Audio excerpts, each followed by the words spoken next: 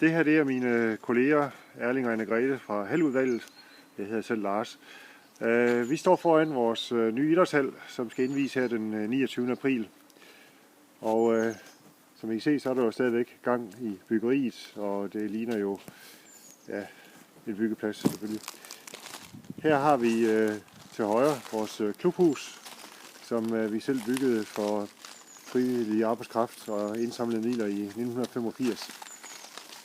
Og går jeg lidt længere hen forbi klubhuset, så kan vi lige se over til vores solfanganlæg, som står på svømmebadet, vores friluftsbad, som også blev etableret på frivillig arbejdskraft og indsamlede midler helt tilbage i 1971, og som har haft rigtig mange reparationer og vedligehold i årene. Badet drives udelukkende af frivillige og har åbent fra maj til august. Området her mellem klubhuset og hallen bærer kraftigt præg af byggeaktiviteten, og det skal vi i henhold til aftalen med Silkeborg Kommune selv gøre pænt igen. Og vi har fået DGI til at hjælpe os med en masterplan for hele området, og lige netop det her område mellem klubhuset og idrætshallen, det er vores første prioritet. Det er det, der skal laves først.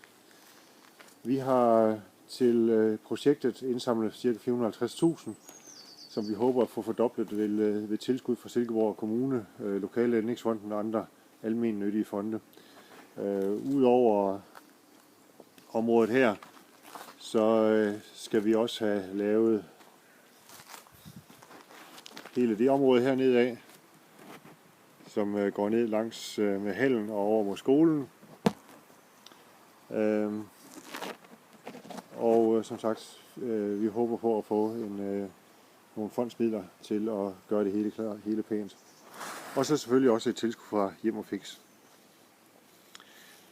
Vi synes, vi fortjener at blive støttet, for vi er nemlig Silkeborg-mestre i frivilligt arbejde, specielt når det gælder anlægsarbejde. Svømmebadet, som jeg nævnte før, det har i årene 2010 til 2014 betydet mere end 1000 frivillige arbejdstimer.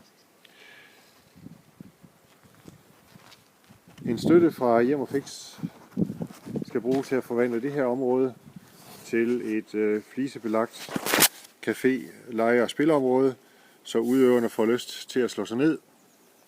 Når de kommer ud fra hallen her, har vi indgangspartiet, så de kan kigge over til klubhuset, så de skulle gerne få lyst til at tilbringe tredje halvleg på terrassen, og om vinteren binde selve klubhuset og hallen sammen, så vi kan få lidt aktivitet derovre også. Det er det, vi gerne vil bruge pengene til, og vi synes jo som sagt, det er os, der skal støttes, fordi vi netop laver så meget frivilligt arbejde. Tak for jeres opmærksomhed, og kig endelig forbi en gang i løbet af sommeren, når det hele står færdigt. Hej!